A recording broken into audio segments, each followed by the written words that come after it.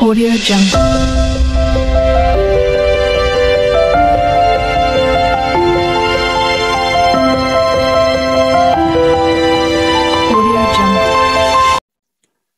সুপ্রিয় শিক্ষার্থীরা, আজকের এই ভিডিওতে তোমাদের সকলকে সুস্বাগতম জানাচ্ছি।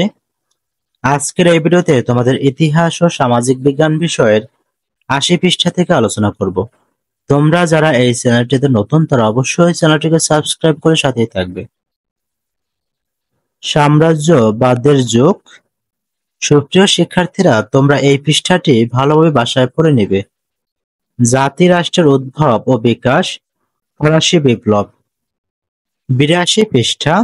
রাজতন্ত্রের পতন এবং মানুষের রাজনৈতিক অধিকার প্রতিষ্ঠায় ফরাসি বিপ্লবের গুরুত্ব বিশ্লেষণ করে চলো একটি টিকা লিখি। সুপ্রিয় শিক্ষার্থীরা, এবার একটি নমুনা উত্তর দেখা যাক। নমুনা সমাধান। ফরাসি বিপ্লবের ফলে রাজতন্ত্রের পতন হয় এবং জাতিরাষ্ট্রের উদ্ভব ঘটে। ফরাসি বিপ্লবের ফলে শুধু ফ্রান্স বা ইউরোপ নয়, বিভিন্ন দেশের মানুষের মধ্যে স্বতন্ত্র জাতিসত্তার উন্মেষ ঘটে। ফরাসি বিপ্লব ফ্রান্সের বিরাট রাজতন্ত্র বিলুপ্ত করে গণতান্ত্রিক আদর্শের উদ্ভব ঘটায়। আবার রোমান ক্যাথলিক চার্চের সকল গোঁড়ামি বর্জন করে নিজেদের পুনর্গঠন করতে বাধ্য করে। ফ্রান্সের রাজতন্ত্র ছিল সাধারণ মানুষের জন্য অত্যন্ত কঠোর। সাধারণ মানুষ ফ্রান্সে কোন রকম সুযোগ সুবিধা পাচ্ছিল না। সকল সুযোগ সুবিধার অধিকারী ছিলেন একমাত্র রাজা ও অভিজাত শ্রেণীর মানুষ। পরবর্তী বৈষম্যের মাত্রা বৃদ্ধি পাওয়ায় ফ্রান্সের সাধারণ জনগণ রাজতন্ত্রের বিপক্ষে আওয়াজ তোলে।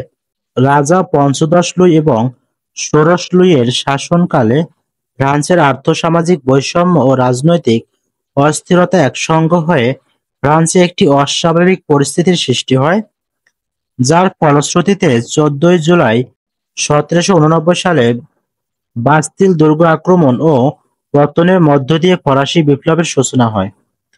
ফরাসি বিপ্লবের মূল নীতি ছিল সাম্য, মৈত্রী ও স্বাধীনতা।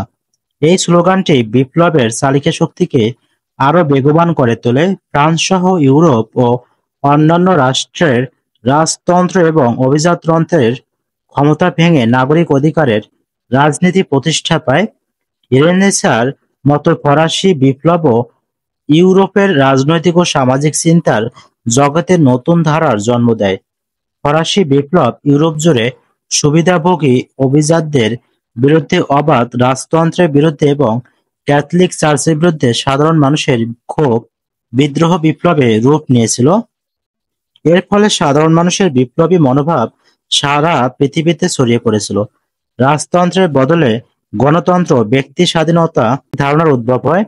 রাজা ও অভিজাতদের ক্ষমতা কিছুটা খর্ব হয় এবং সাধারণ মানুষের অধিকার কিছুটা প্রতিষ্ঠিত হয়। সাধারণ মানুষ রাজনৈতিক অধিকার ও সরকার ব্যবস্থায় অংশগ্রহণ করতে শুরু করে। ফলশ্রুতিতে রাজনীতিতে সাধারণ মানুষের অংশগ্রহণ লক্ষণীয় হয়। ঔপনিবেশিকবাদ, বিশ্বযুদ্ধ এবং মানুষের মুক্তি লড়াই।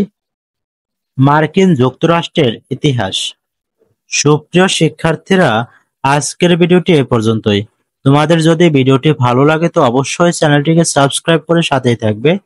আর ভিডিওটি শেষ পর্যন্ত দেখার জন্য তোমাদেরকে অসংখ্য ধন্যবাদ।